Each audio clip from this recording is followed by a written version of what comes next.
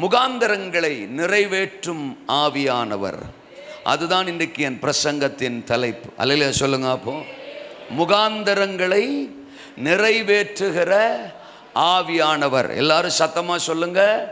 முகாந்தரங்களை நிறைவேற்றுகிற ஆவியானவர். தோத்திரம். நம்ம வாழ்க்கையில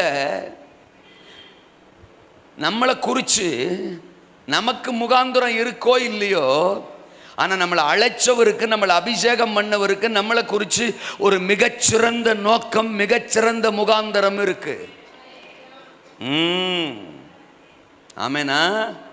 நம்மளை சும்மா ரசிக்கல, நம்மளை சும்மா சபைக்குள்ள கொண்டு வந்து உட்கார வைக்கல, நம்ம மேலே சும்மா பரிசுத்தாவியானவரை ஊற்றலை, நமக்கு சும்மா பாஸ்டரையாவை கொடுக்கல. தோத்துறான்.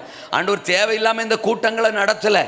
அவர் எதை செய்தாலும் அதை ஒரு நோக்கத்தோடு, ஒரு முகாந்தரத்தோடு தான் நம்ம வாழ்க்கையில் செய்கிறார்.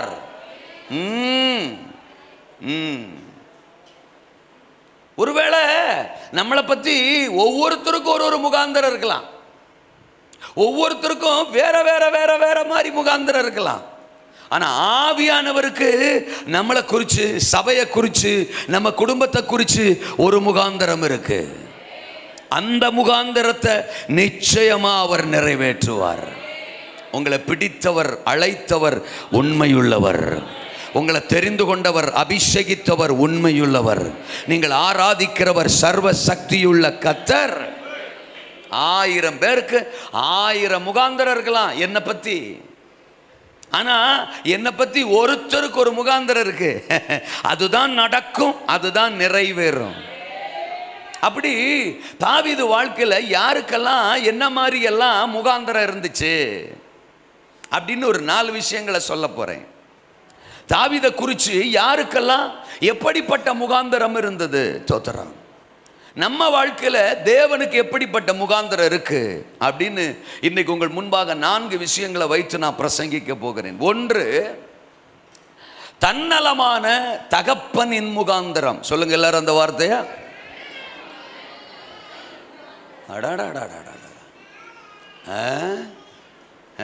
எனக்கு தான் காதில் பிரச்சனையான்னு தெரியலையே. நீங்கள் சொல்கிறது எனக்கு காதிலே விழ மாட்டேங்க. கொஞ்சம் வால்யூமை கூட்டி சொல்லுங்க. அப்போ தன்னலமான தகப்பனின் முகாந்தரம். Very good. தாவீதின் தகப்பனுக்கு தாவீதை குறித்து ஒரு முகாந்தரம். அதான் முதல் காரியமாக சொல்ல போகிறேன். 2வது, தன்னையே தந்த தாவீதின் முகாந்தரம். சொல்லுங்க அந்த வார்த்தையை. தாவீதுக்கு கூட அவர் லைஃப்பை குறித்து அவருக்கு ஒரு முகாந்தரம். தோத்திரம். நம்ம எல்லாருக்கும் இருக்கும் பாருங்க. தோத்திரம். நோக்கம், விருப்பம், ஆசை நம்மளை குறித்து நமக்கு. தோத்திரம். இல்லாமலாம் இருக்கும். அப்படி இல்லைன்னா அவன் மனுஷனே கிடையாது. தோத்திரம். அப்போ தன்னையே தந்த தாவீதின் முகாந்தரம். 3வது, தளரப்பண்ணும் சகோதரனின் முகாந்தரம். சொல்லுங்க அந்த வார்த்தைய. தளரப்பண்ணும் சகோதரனின் முகாந்தரம். 4வது, தரிசனமுள்ள ஆவியானவரின் முகாந்தரம். சொல்லுங்க. தரிசனமுள்ள ஆவியானவரின் முகாந்தரம். எல்லாம் அந்த சம்பவத்தை மையமாக வச்சு தான் சொல்ல போறேன். 4 காரியங்கள். 1, தன்னலமான தகப்பனின் முகாந்தரம் அப்படின்னு சொன்னேன். என்ன தன்னலமான தகப்பனின் முகாந்தரம்? 17 அதிகாரத்தில் நான் வாசிக்கிறேன். தோத்திரம். 17-18 வசனங்கள். ஈசாய் தன் குமாரனாகிய தாவீதை நோக்கி, உன் சகோதரருக்கு இந்த 1 மரக்கால் வறுத்த பயற்றையும் இந்த 10 அப்பங்களையும் எடுத்துக்கொண்டு பாளையத்தில் இருக்கிற உன் சகோதரிடத்தில் ஓட்டமாய் போய் இந்த 10 பால்கட்டிகளை 1000 பேருக்கு அதிபதியானிடத்தில் கொடுத்து உன் சகோதரர் சுகமாயிருக்கிறார்களா என்று விசாரித்து அவர்களிடத்தில் அடையாளம் வாங்கி கொண்டு வா என்றான். கர்த்தருக்கு ஸ்தோத்திரம். இதற்கு முந்தின அதிகாரத்திலே நம்ம 16ஆம் அதிகாரத்தில் சாமுவேல் தாவீதை ராஜாவாக அபிஷேகம் பண்றதுக்கு பெத்லெகேமுக்கு வந்திருக்கிறாரு. ஆனால் தாவீது யாருன்னு சாமுவேலுக்கு தெரியாது. ஈசாயின் குமாரர்களில் ஒருவனை நான் ராஜாவா தெரிஞ்சிருக்கிறேன், நீ போய் அவனை அபிஷேகம் பண்ணு அப்படின்னு ஆண்டவர் ஈசாய் வீட்டுக்கு பெத்லெகேமுக்கு சாமுவேலை அனுப்பிச்சிருக்கிறாரு. 16ஆம் அதிகாரம் 4ஆம் வசனத்துல சாமுவேல் பெத்லெஹேமுக்கு வந்துட்டாரு. சாமுவேல் பெத்லெஹேமுக்கு வந்துட்டாரு. பெத்லெஹேமில் இருந்த மூப்பர்கள் எல்லாருமே சாமுவேலை பார்த்து தத்தளித்தார்களாம். தோத்திரம், பயந்துட்டாங்க. அவங்க கேட்குறாங்க, தோத்திரம், ஊரின் மூப்பர் தத்தளிப்போடு அவனுக்கு எதிர்கொண்டு வந்து, நீர் வருகிறது சமாதானமா அப்படின்னு கேட்குறாங்க. ஹலோ அப்படின்னா, ஐயோ தீர்க்கதரிசி வந்திருக்கிறாரு, அது நம்ம பட்டணத்துக்கு வந்திருக்கிறாரு, என்ன சொல்ல போறாரோ, எதற்காக வந்திருக்கிறாரோ, ஒருவேளை நம்ம தேவனை காயப்படுத்தியிருப்போமோ, நம்ம பட்டணத்தார் தேவனை துக்கப்படுத்தியிருப்போமோ, தேவனுக்கு விரோதமான காரியங்களை யாராகிலும் நடப்பிச்சிருப்பாங்களோ, அதனால தேவன் தேவ மனுஷனை அனுப்பியிருக்கிறாரோ, நம்மளை கரெக்ட் பண்றதுக்கு, நம்மளை எச்சரிக்கிறதுக்கு, நமக்கு வார்த்தைகளை சொல்றதுக்கு அப்படின்னு தத்தளிப்போட ஒரு தீர்க்கதரிசி வரும்போது, நீர் வர்றது சமானம் தானா அப்படின்னு கேட்குறாங்க. ஆனா இன்னைக்கு எல்லாமே மாறி போச்சு. பிரசங்கம்னாலே இது எப்படி இருக்கணும்? என்னை தட்டி கொடுக்குற மாதிரி இருக்கணும், என்னை உசுப்பேத்துற மாதிரி இருக்கணும், என்னை உற்சாகப்படுத்துற மாதிரி இருக்கணும். கர்த்தர் உங்களை தொடுகிறார், கர்த்தர் உங்கள் மேல் இறங்குகிறார். தோத்திரம், தேவ வல்லமை உங்களை நிரப்புகிறது. தோத்திரம், கர்த்தர் உங்களை வாலாகாமல் தலையாக்குவார், நீங்கள் கீழாகாமல் மேலாவீர்கள். நீங்கள் என்ன சேட்டை பண்ணாலும் பரவாயில்ல, நீங்கள் என்ன கர்த்தரை காயப்படுத்தினாலும் பரவாயில்ல, நீங்கள் சச்சை கட்டடிச்சாலும் பரவாயில்ல, நீங்கள் ஜெபத்துக்கு வரலாட்டாலும் பரவாயில்ல, ஆனால் கர்த்தர் உங்களை வாலாக்காமல் தலையாக்குவார், நீங்கள் கீழாகாமல் மேலாவீர்கள். இப்படித்தான் தீர்க்க தரிசனம் வரணும், இப்படித்தான் தீர்க்க தரிசனம் பேசணும், இப்படித்தான் பாஸ்டர்னா பிரசங்கம் இருக்கணும் அப்படிங்கிற ஒரு எக்ஸ்பெக்டேஷன் மாறி போச்சு. ஆனா அன்னைக்கு தீர்க்கதரிசியை பார்த்த உடனே ஆட்டோமேட்டிக்கா அவங்களுக்குள்ள என்ன எண்ணம்னா, ஐயோ நம்ம எங்க மிஸ்டேக் பண்ணோம்னு தெரியலையே, நம்ம எங்க தேவனை காயப்படுத்தணும்னு தெரியலையே, எங்க நம்ம தப்பு பண்ணோம்னு தெரியலையே, தேவன் மனுஷனை அனுப்பி வச்சிருக்கிறாரு, தீர்க்கதரிசியை அனுப்பி வச்சிருக்கிறாரு, ஐயோ சமாதானம் தானா? அல்லேலூயா சொல்லுங்க. அப்போ அன்றைய பாருங்க நிலை பெத்லெஹேமில் எப்படி இருந்துச்சுன்னா, ஒரு தீர்க்கதரிசி வரும்போது நம்மளை கரெக்ட் பண்றதுக்கு தான் தீர்க்கதரிசியை தேவனை அனுப்பியிருக்கிறாரு, நம்மளை சரிப்படுத்துறதுக்கு தான் தேவ மனுஷனை நம்ம ஊருக்கு தேவனை அனுப்பியிருக்கிறாரு அப்படிங்கிற எக்ஸ்பெக்டேஷன் அன்னைக்கு இருந்துச்சு. இன்னைக்கு சரிப்படுத்துற மாதிரி வார்த்தை தீர்க்கதரிசி நாவல இருந்து என்னஞ்சிடக்கூடாது, வந்துடக்கூடாது. நம்ம தீர்க்கதரிசியை சரிப்படுத்திடுவோம். தோத்தரம் என்ன பேச்ச காணா? நம்ம உட்காந்துருக்கிற உட்காந்துருலே தெரியும், நீ பேசிடுவ தோத்துறான், நீ பிரசங்கம் பண்ணிடுவ எனக்கு அதுவும் அப்படிங்கிற மாதிரியே தான் உட்காந்துருப்போம். தோத்துறான், அவன் பேசணும்னு வந்தா கூட அவனுக்கு பேச்சு வராது. தோத்துறான், பார்க்குற பார்வையிலே பாயிண்ட் அமுங்கிடணும், அந்த மாதிரி தான் இன்னைக்கு நம்ம பார்க்குறோம். ஆனால் அன்னைக்கு சாமுவேலை பார்த்து, நீர் வந்திருக்கிறீரே, அது தத்தளிப்போடு, அது வசனம் எவ்வளோ அழகாக சொல்லுவோம், தத்தளிப்போடு நீர் வந்திருக்கிறது சமானந்தானா? சமானந்தான், ஒன்றும் பயப்படாதே தோத்துறான் அப்படின்றார் அவர். அல்லையா சொல்லுங்க, நல்ல விஷயமா தான் வந்திருக்கேன், இன்னைக்கு பலி விருந்துன்றார். தோத்துறான், ஆமாம் இருக்கிறீங்களா? பர்டிகுலராக ஈசாயின் வீட்டுக்கு வர்றாரு. தோத்துறான், பலி விருந்து அன்னைக்கு.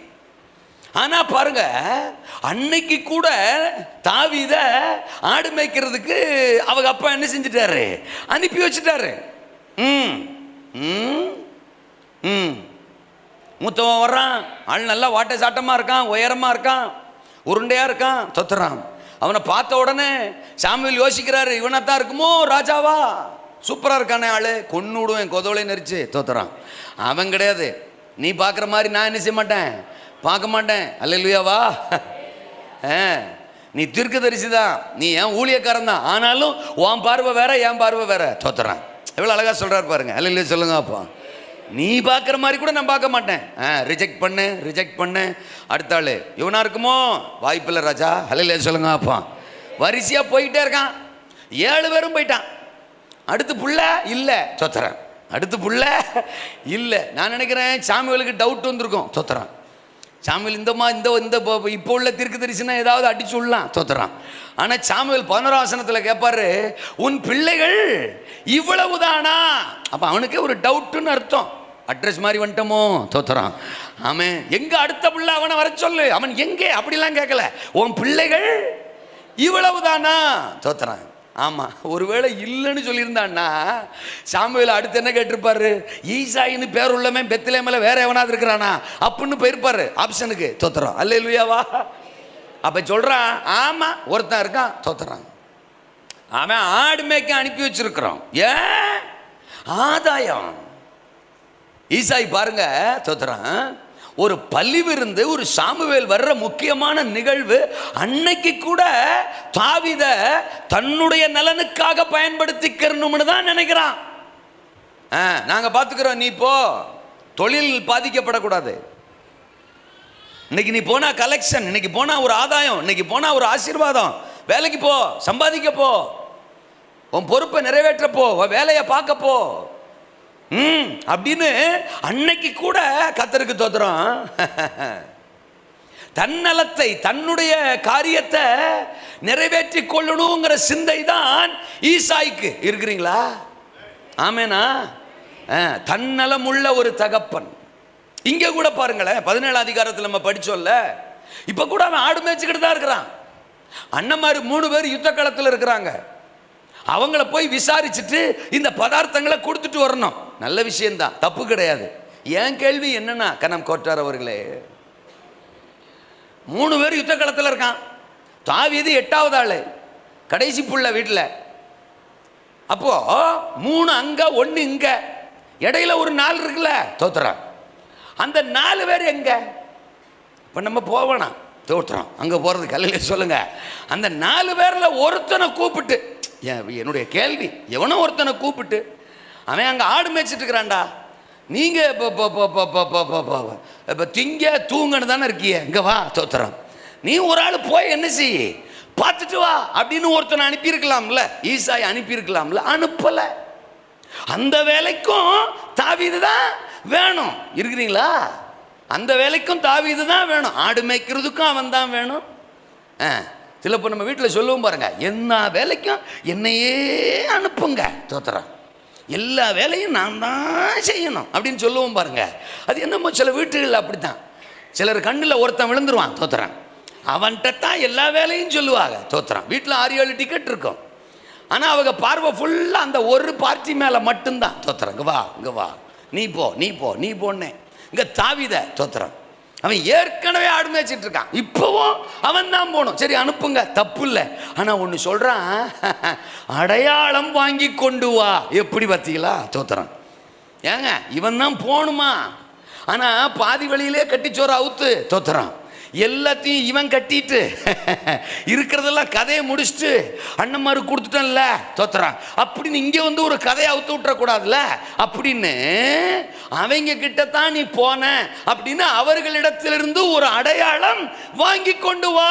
எப்படி இருந்திருக்கும் பாருங்க தாவீதுக்கு. எல்லாத்தையும் விட்டுட்டு என்னை மட்டும் நீங்கள் பயன்படுத்திக்கிறணும், நான் உங்களுக்காக பயன்படணும், என்னையே வேலை வாங்கிக்கிறணும், என் மூலம் நீங்கள் ஆதாயம் பண்ணிக்கிறணும். ஆனால் என்ன செய்ய மாட்டீங்க, நம்ப மாட்டீங்க. வலியோடு தான் போயிருப்பான், அதை சிந்திச்சுக்கிட்டே தான் போயிருப்பான், வேதனையோடு தான் போயிருப்பான். இத்தனை பேர் இருந்தும் என்னை மட்டும் போய் சொல்கிறாங்களே அப்படின்னு நினச்சிருப்பான். எப்போ? அப்பவும் சாமுவேல் வர்ற அன்னைக்கும் நம்மளை அனுப்பி விட்டாங்களே, நம்மளை வீட்டில் வைக்கலையே அப்படின்னு அன்னைக்கும் கலங்கியிருப்பான். இன்னைக்கும் தோத்துறோம், இன்னைக்கும் நம்மளை அனுப்புறதோடு மட்டும் இல்லாமல் அடையாளம் வாங்கிட்டுவான்னு நம்ம மேலே ஒரு நம்பிக்கை இல்லாமல் நம்ம அப்பா நம்மளை அனுப்புகிறாரே. அப்படிப்பட்ட ஒரு தன்னலமுள்ள மனிதராக ஈசாயை நாம் அங்கே பார்க்க முடியும். அல்லேலூயா சொல்லுங்க. அப்போ இருக்கீங்களா? அல்லேலூயாவா? நிறைய பேர் தோத்துறாங்க, தன்னலத்தோட தான் சபைக்கு வருவாங்க. தோத்துற சபை வேணும், சபையை எல்லாத்துக்கும் பயன்படுத்திக்கிறணும், ஏசுநாதரை எல்லாத்துக்கும் பயன்படுத்திக்கிறணும். தோத்துறான். இருக்கீங்களா? ஆமாம். ஆனால் பூரணமாக சபையை நம்புவாங்களா? தெரியாது. ஏசுநாதரை பூரணமாக நம்புறாங்களா? தெரியாது. வார்த்தையை பூரணமாக விசுவாசிக்கிறீர்களா? தெரியாது. தோத்துறான். எப்போ பார்த்தாலும் சபையை வச்சு தாங்கள் ஆதாயம் அடைஞ்சிக்கிறணும், வசனத்தை வச்சு தங்களுக்கு நன்மை வந்துடணும், அவ்வளவுதான். ஆனால் அந்த சபையை புண்படுத்துகிற அனுபவம், தாவீதை வச்சு தான் பலன் அடைஞ்சுக்கிறாரு, ஆனால் தாவீதை புண்படுத்துகிற மாதிரி ஈசாயின் கிரியை இன்றைக்கு நிறைய பேர் அப்படித்தான். சபையை வச்சு நம்ம வாழ்க்கையில் ஆசீர்வாதம், நன்மை, ரட்சிப்பு, கிருபை, விடுதலை, அபிஷேகம், உயர்வு எல்லாம் சபையால. ஆனா அந்த சபையை புண்படுத்துகிற அனுபவம், அந்த சபையை புரிந்து கொள்ளாத அனுபவம், தேவனை வச்சு தாங்கள் லாபம் அடைகிறவர்கள், ஊழியர்களை வச்சு தாங்கள் லாபம் அடைகிறவர்கள், சத்தியத்தை வச்சு தாங்கள் லாபம் அடைகிறவர்கள் இன்னைக்கு ஏராளமான பேர். ஆனால் அந்த ஊழியத்தை, அந்த ஊழியக்காரரை, சத்தியத்தை, தேவனை, சபையை புரிந்து கொண்டிருக்கிறார்களா? அவர்களை புண்படுத்துகிற வாழ்க்கை இன்னைக்கு நிறைய பேருக்கு. தன்னலத்தோடு சபையை பார்க்கிறவர்கள், தன்னலத்தோடு தேவனை பார்க்கிறவர்கள், தன்னலத்தோடு தாவீதை பார்க்கிறவர்கள், ஊழியரை பார்க்கிறவர்கள், சபையை பார்க்கிறவர்கள் இன்றைக்கு பெருகி போய்விட்டார்கள். இருக்கிறீங்களா? அல்லேலூயாவா? என் பிரசங்கம் அப்படியே கண்ணை மூடி ஒரு தூக்கத்தை கொண்டு வருது பாருங்க. அது கூட ஒரு தன்னலம் தான். நல்லே சொல்லுங்க அப்பா. ஆமாம், இந்த பிரசங்கத்தை என்னுடைய சுகத்துக்காக நான் பயன்படுத்தி கொள்ளுகிறேன். தோத்திரம். நீங்கள் பிரசங்கத்தை நிறுத்தாதீர்கள். கேரியான் தோத்திரம். கண்டினியூ பண்ணுங்க. ரொம்ப நல்லா போய்கிட்டு இருக்கு. தோத்திரம். ஆமாம், எனக்கும் தூக்கம் நல்லா போய்கிட்டு இருக்கு. தோத்திரம். டக்குன்னு நான் முழிச்சிட போகிறேன், பிரசங்கத்தை நிறுத்தாமல் அப்படியே கண்டினியூ பண்ணுங்க அப்படிங்கிற மாதிரி இருக்கிறீங்களா? தோத்திரம். எங்கே சுற்றினாலும் பாயிண்ட்டுக்கு வரானேவன். அல்லேலூயாவா? வாழ்க வளமுடன். தோத்திரம். தன்னலமுள்ள தகப்பனி நம்மளை கூட இன்னைக்கு நிறைய பேர் தோத்திரம் அவரவர்களுடைய சுயத்துக்குன்னு நம்மளை பயன்படுத்திக்கிடுவாங்க. சிலர்லாம் அப்படி சொல்கிறவங்கள நான் நிறைய பேரை பார்த்துருக்கேன். என் குடும்பத்தில் எல்லாரும் என்னை பயன்படுத்திக்கிறாங்க, ஆனால் என்னை நம்ப மாட்டாங்க. என் அண்ணன் தம்பி என்னை பயன்படுத்திக்கிடுவாங்க, என்னை நம்ப மாட்டாங்க. பெற்றவங்க கூட நிறைய பேரை நான் பார்த்துருக்கிறேன். இன்னைக்கு வரைக்கும் என் பிள்ளைங்க அவங்களுடைய தேவைக்காக மட்டும் என்ன செஞ்சுக்கிறாங்க, பயன்படுத்திக்கிறாங்க. இத்தனை வயசுக்கு பிறகும் சில வயதான பெற்றோர்கள்லாம் வருத்தப்படுறதை நான் கேட்டிருக்கிறேன், பார்த்துருக்கிறேன். இத்தனை வயசுக்கு பிறகு கூட என் பிள்ளைங்க என்னால் ஆதாயப்பட்டுக்கிறாங்க. என் பணம், என் சரீர உழைப்பு, என் பிரயாசம் அவங்களுக்கு தேவை. ஆனால் தோத்துறான், எங்களை அவங்க கண்டுக்கிற மாட்டாங்க, எங்கள் நலனை அவங்க புரிஞ்சிக்க மாட்டாங்க, எங்களுக்கு பலனை அவங்க ஒரு நாள் இருக்க மாட்டாங்க, எங்களை புண்படுத்துறது, எங்களை காயப்படுத்துறது அப்படின்னு வருத்தப்படுற நிறைய பெற்றோர்கள் இன்னைக்கு ஆண்டவர் சொல்றாரு, ஒருவேளை உங்களை தன்னலத்திற்கென்று பயன்படுத்துகிற பலர் இந்த பூமியில் இருக்கலாம், உங்களை காயப்படுத்துகிற புண்படுத்துகிற பலர் இந்த பூமியில் இருக்கிறான். பலருடைய கிரியைகளினால, பலருடைய வார்த்தைகளினால உங்க உள்ளம் புண்பட்டு இருக்கலாம். நீங்கள் அநேகருக்காக பிரயாசப்பட்டும், அநேக பிரயாசங்களை நீங்க அவர்களுக்காக செய்தும் உங்களுக்கு எந்த கனமும் ஆசீர்வாதமும் இல்லாமல் நீங்கள் காயப்படுத்தப்பட்ட நிலையில் இருக்கலாம். உங்களை குறித்து பரலோகத்தின் தேவனுக்கு ஒரு சிறந்த நோக்கம் இருக்கிறது என்பதை நீங்கள் மறந்து போகாதீர்கள். உங்களை புண்படுத்துகிற மனிதர்களை பாராதிருங்கள், உங்களை புறக்கணிக்கிற மனிதர்களை பாராதிருங்கள், உங்களை காயப்படுத்துகிற மனுஷங்களை பார்க்காதீங்க. உங்களுக்கு பிரதிபலன் அவங்க மூலம் வரணும்னு எதிர்பார்க்காதீங்க. உங்க பிரயாசத்துக்கான பலன் அவங்க தரலையே, அவங்க கொடுக்கலையே, அவங்களிடத்திலிருந்து எனக்கு காயமும் வேதனையும் தானே வருகிறது, என்னை பயன்படுத்தி அவர்கள் என்னை காயப்படுத்தத்தானே செய்கிறார்கள் என்று அவர்கள் நிமித்தம் நீங்கள் சோர்ந்து போகாதீர்கள், அவர்கள் நிமித்தம் நீங்கள் மனம் தளராதிருங்கள். உங்களை குறித்து, உங்களை அழைத்தவருக்கு, அபிஷேகித்தவருக்கு மிகச்சிறந்த நோக்கம் இருக்கிறது. ஒரு நாள் வரப்போகிறது. தொத்துறோம். உங்களை காயப்படுத்தினவங்க, உங்க புண்படுத்தினவங்க, உங்களை வியப்போட, பிரமிப்போட, ஆச்சரியத்தோட பார்க்கிற ஒரு சிங்காசனத்தில், ஒரு மேன்மையில் கர்த்தர் உங்களை உட்கார வைப்பார். அப்படிப்பட்ட ஒரு அபிஷேகம் இன்றைக்கு உங்க சிரசின் மேல ஒரு விசை கூட கர்த்தர் ஊற்ற விரும்புகிறார். ஆமென்.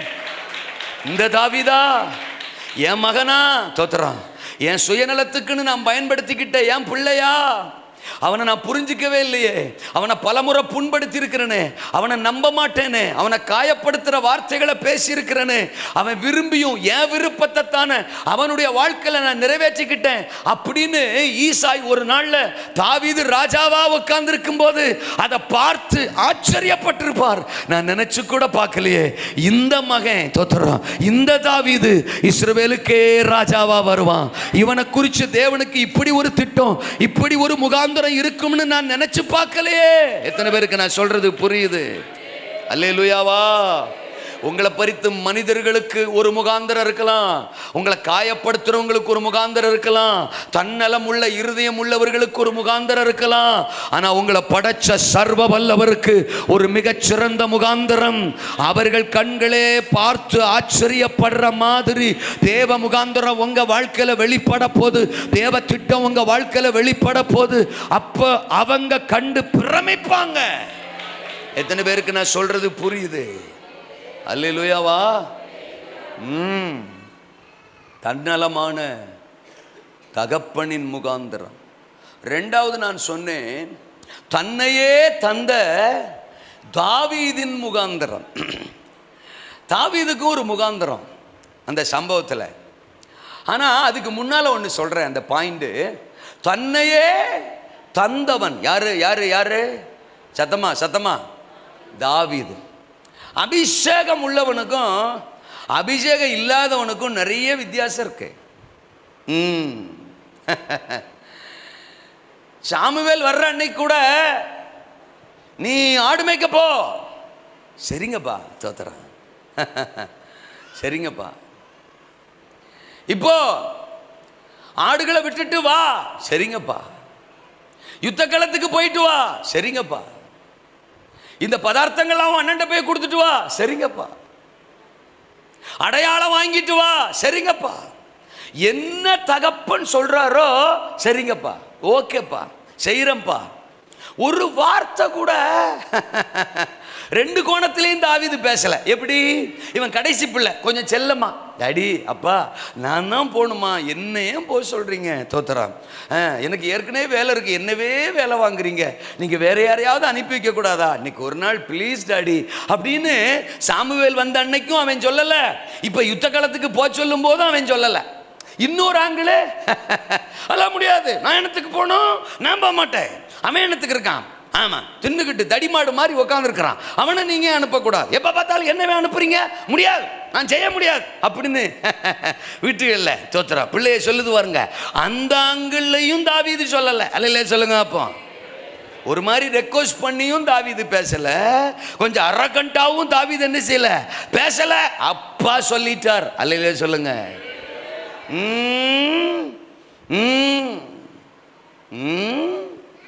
ஒரு பிரசங்கம் பண்ண முடியல இன்னைக்கு, தோத்துறாங்க.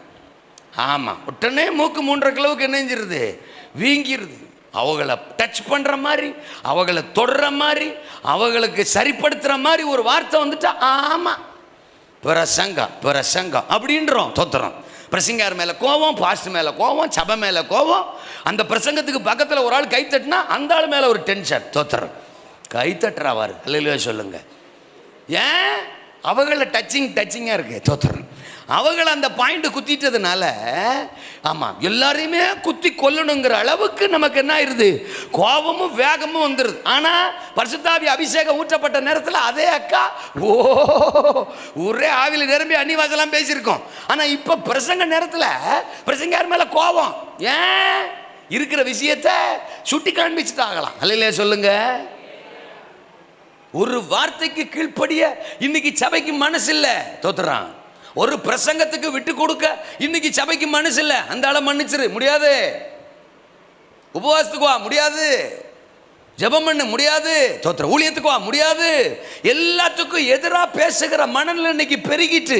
ஆனா தாவீதை பாருங்க, அவங்க அப்பா என்ன சொன்னாலும், இருக்கீங்களா? அல்லேலூயாவா? வலிக்குது ஒரு பக்கம், நான் மட்டும்தானா, என்னையவே வேலை வாங்குறாரு, வலிக்குது, தோத்துறான். இங்கிருந்து இவ்வளோ பதார்த்தங்களை நான் தூக்கிட்டு போகணுமா, என் கூட சப்போர்ட்டுக்கு ஒரு ஆளை கூட அனுப்ப மாட்டாரா, வலிக்குது ஒரு பக்கம், தோத்துறான். தூரமா நடந்து போகணும், கஷ்டம் ஒரு பக்கம், தோத்துறான். அது மட்டும் இல்ல, அடையாளம் வாங்கிட்டு வா அப்படின்னு என்ன நம்ப மாட்டார். அதை நினைச்சுக்கிட்டே போயிருப்பான்.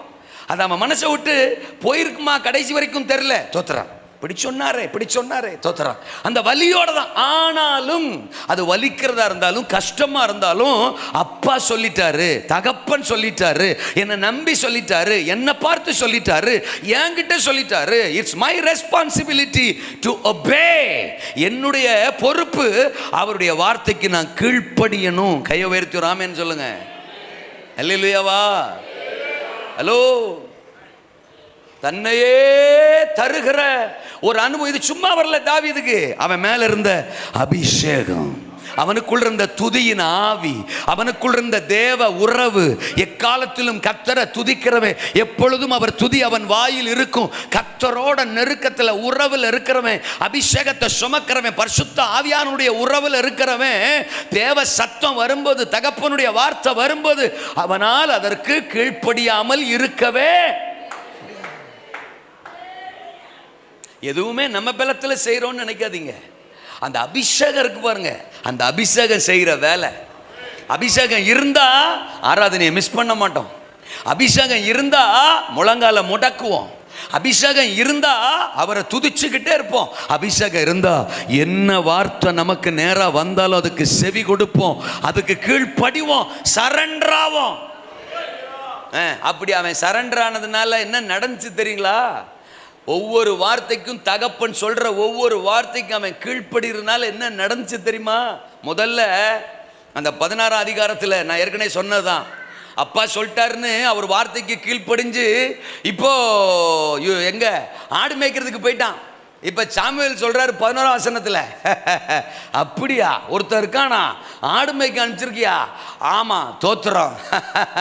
அவன் சொல்றான் சாமுவேல் ஈசாயை நோக்கி, ஆள் அனுப்பி அவனை அழைப்பி அவன் இங்கே வரும் மட்டும் நான் பந்தி இருக்க மாட்டேன். நல்ல சொல்லுங்க. அப்போ கவனிங்க. சாமுவேல் சொல்றாரு, ஏண்டா அப்படி ஒரு பையன் காணடா வீட்டில், அவனை இன்னைக்கு பார்த்து ஆடு மேய்க்க அனுப்பிச்சிட்டீங்களாடா? தோத்துறான். அவன் தாண்டா ஸ்பெஷலு. கர்த்தருக்கு ஸ்தோத்திரம்.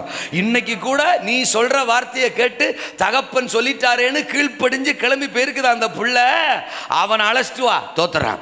அவன் அழைச்சிட்டு வராம ஒரு பந்தியில் உட்காரப்படாது. கர்த்தருக்கு ஸ்தோத்திரம். 2 பேரும் சொல்லியிருப்பான், தோத்துறோம் ஆண்டவனே, குழம்பெல்லாம் ரெடி, தோத்துறோம், கறியெல்லாம் சரி, அல்லையா சொல்லுங்க, ஆறி போயிருமே, கொத்தவளை நெரிச்சு கொன்னுடுவேன், தோத்துறோம், ஒரு பய உக்காரப்படாது, ஓடிப்போ, தோத்துறோம். தாவீது வந்தான்னா தான் எனக்கே பந்தி, அல்லையா சொல்லுங்க. அப்போ ஐயோ, ஒருத்த ஓடினானோ 2 பேர் ஓடினானோ தெரில, ஓடிருப்பான். இங்கிருந்து அந்த வனாந்திரத்துக்கு அவன் ஆடு மேய்ச்சிக்கிட்டு இருக்கிற இடத்துக்கு ஓடிருப்பான். தாவீது ஏல, நான் சொல்றது காதுல விழுகுதா? உடனே எல்லாத்தையும் விட்டுட்டு ஓடியாடா, சோறு, அல்ல சொல்லுங்க. அப்பா பசிக்குதுரா, வயிறு கிள்ளுதுரா, வீட்டில் இருக்கிற அம்பிட்டு பேர் நீ வந்தா தாண்டா சோறே திங்க முடியும். அவங்களுக்கு இருக்கிற பசியை விட எங்க பசி ஓவர். ஏன்னா இம்பிட்டு தூரம் ஓடியாந்துருக்கிறோம்ல, தோத்துறான், எங்க பசி ஓவர்ரா. ஆமா, தாவீது 2 செப்ப சுலவா வச்சான்னா கூட இவன் பாடுறா, சிச்சுவேஷன் புரிஞ்சுக்கிற மாதிரி ரொம்ப லேட்டா வர்றா, சீக்கிரம் வாடா. இருக்கீங்களா? என்ன பேச்ச காணா? காலையில் அண்ணன்மார் 2 பேர்ட்ட கூட சொல்லியிருப்பான். என்ன தாவீதுக்கு க்ளோஸாக ஒருத்தனாவது அண்ணன் இருந்திருப்பான். ஏன்னா நீயாவது சொல்லுன, நான் இன்னைக்கு வீட்டில் இருந்துக்கிறேன், சீ படா அப்படின்னு அவன் கூட அனுப்பிச்சி விட்டான். இப்போ அத்தனை பேரும் கையை கட்டிக்கிட்டு ஒரு சைஸா அப்படியே ரோட்டை பார்க்க சோத்தை பார்க்க, சோத்தை பார்க்க ரோட்டை பார்க்க, அல்ல சொல்லுங்க. அப்போ ஏன் அவன் வரணும்? டவுசரு, அல்ல சொல்லுங்க. அப்போ அந்த டவுசர் வந்தால் தான் சாப்பாடு. கையை உயர்த்திடாமேனா தகப்பனுக்கு கீழ்ப்படிஞ்சு பாருங்க, தோத்திரம். சகோதரர்கள் நடுவில் இருந்து உங்களுக்கான அழைப்பு வரும், உங்களுக்கான கனம் வரும், உங்களுக்கான வெகுமதி வரும், உங்களுக்கான மேன்மை வரும், தோத்திரம். ஆண்டவருக்கு கீழ்ப்படுகிறவனை ஒரு நாள் ஆண்டவர் விட மாட்டாரு. அல்லேலூயாவா? தோத்திரம். அதே 16ஆம் அதிகாரம் 19ஆம் வசனம் 20ஆம் வசனத்தில் படிச்சீங்கன்னா இன்னொரு அழைப்பு சவுலின் அரண்மனையிலிருந்து வருது. எங்க இருந்து வருது? சவுலோட அரண்மனையிலிருந்து வருது. ராஜா பேய் பிடிச்சிருக்கிறாரு, அல்ல சொல்லுங்க. ராஜா என்ன பிடிச்சிருக்கிறாரு? பேய் இவரை பிடிச்சிருக்கா, இவரை பேய் பிடிச்சிருக்கா, இவர் பேயை பிடிச்சிருக்கிறாரான்னு தெரியல. பேய் பிடிச்சிருக்கிறவன் தான் சீட்டில் உட்காந்துருக்கான். நான் சவுல சொல்கிறேன், அல்ல சொல்லுங்க. அப்பா நான் சவுல சொல்கிறேன், அல்ல சொல்லுங்க. அப்பா அவங்க சொல்கிறாங்க, பேய் பிடிச்சவன் தான் சீட்டில் உட்காந்துருக்கான், அவன் ராஜா தான், ஆனால் பேய் பிடிச்சவன் தோத்துறான். சவுல சொல்கிறேன் இவரானார், அல்லேலூயா. எல்லாம் என்ன முறைக்கிற முறையை பார்த்தா தோத்துறான். ஆமேனா? சரி இருங்க, புரியுதா?